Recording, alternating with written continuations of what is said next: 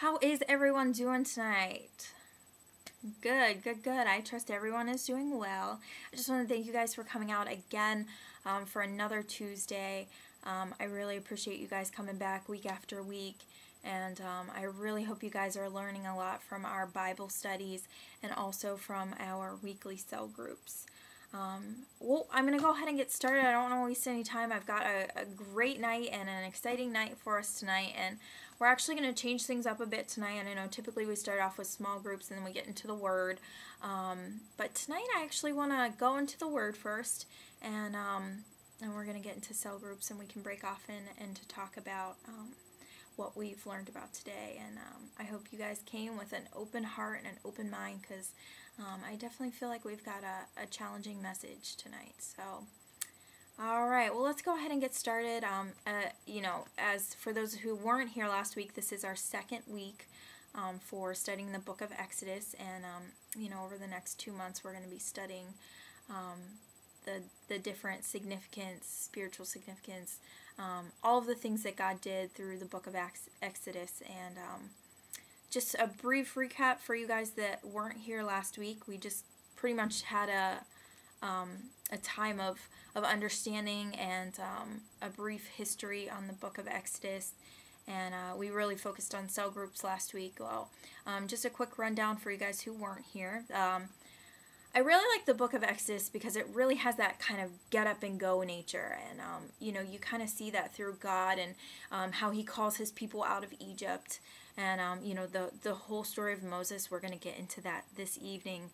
But God really calls them to get up and leave slavery and leave Egypt. And one thing I shared last week I thought was very interesting, that Exodus records more miracles in the Old Testament than any other book. And you'll see, we're going to be learning a lot about those the next 2 months.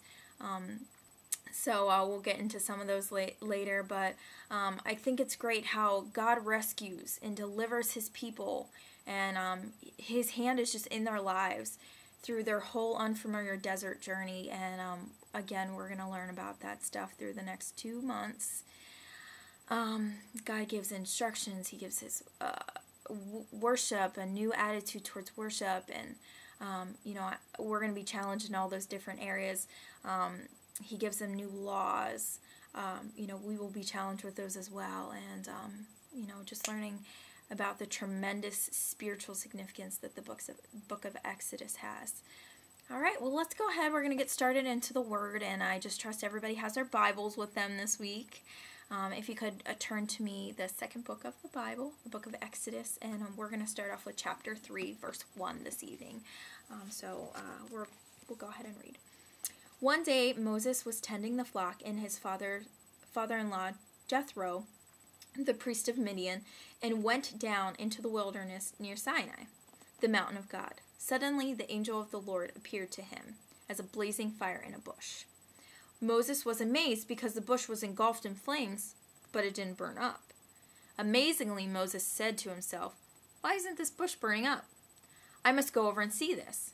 When the Lord saw that he had caught Moses' attention, God called to him from the bush.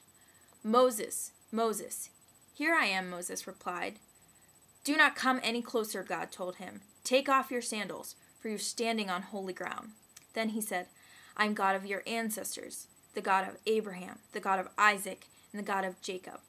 When Moses heard this, he hid his face in hands because he was afraid to look at God. Then the Lord told him, "You can be sure I've seen the misery of my people in Egypt. I've heard their cries for deliverance from their harsh slave drivers. Yes, I'm aware of their suffering, so I've come to rescue them from the Egyptians and lead them out of Egypt into their own good and spacious land.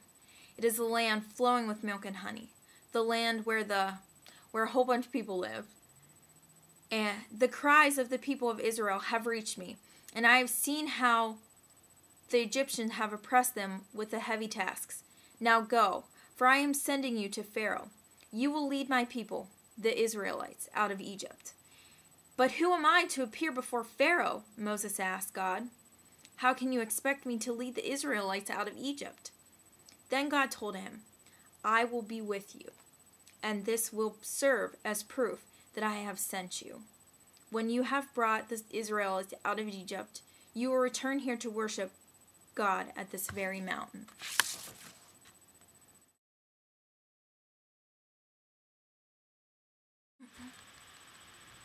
All right, now that we've got a good foundation on the verses, I just want to, I'm not going to kind of do the traditional thing and pull out, 3 key points and match them and connect them, but I really just want to challenge you guys tonight, and then we can break off into the cell groups.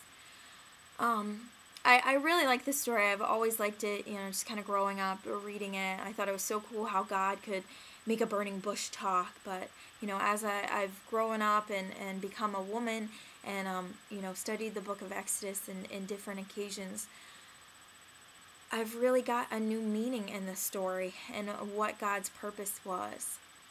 And truthfully, I actually think it's a little easier for us to read the story and kind of be okay with it, because I think most of us know what the end has in store, what the outcome is. And at this time in Moses' life, he did not know. He did not know that God really was going to do miraculous things, and he was going to be able to deliver his people and really give them what he has promised.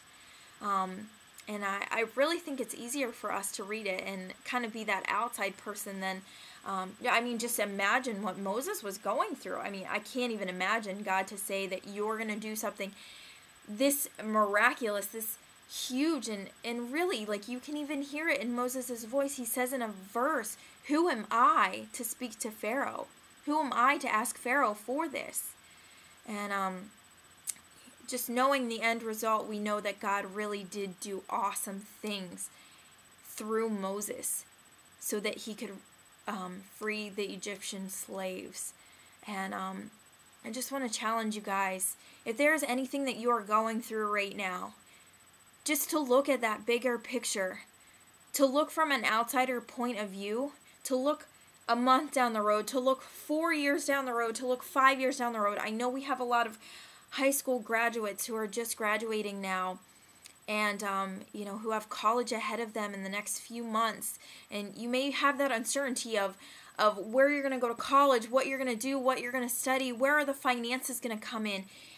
For anybody else who's going through any family issues, any financial problems, any relationship, any situation at all, that God may be speaking something to you or putting you through something right now.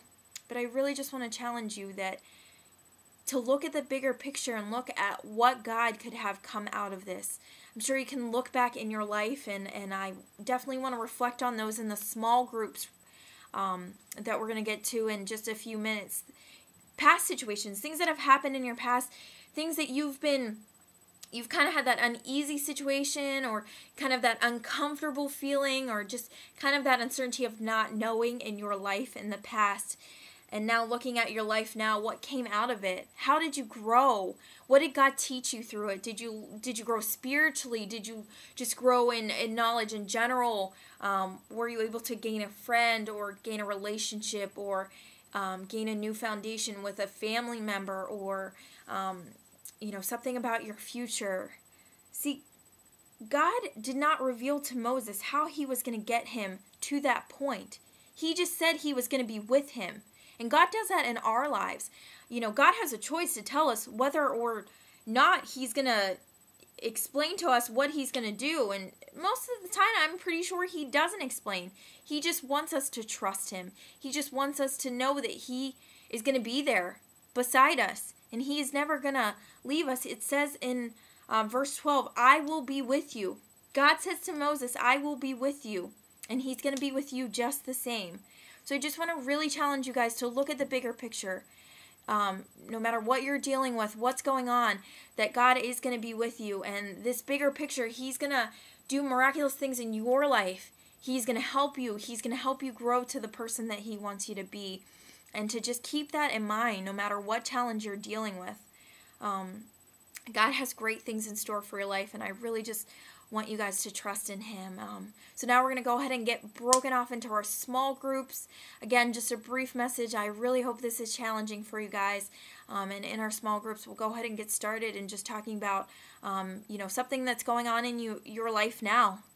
something that has happened in the past, whatever it is, let's look at the bigger picture. Let's look at what God can do, what He has done, who He's made you, who He can make you become. And, we saw that God did great things through Moses. And, I really hope we can just kind of keep that in mind in our own lives. So let's go ahead and get started.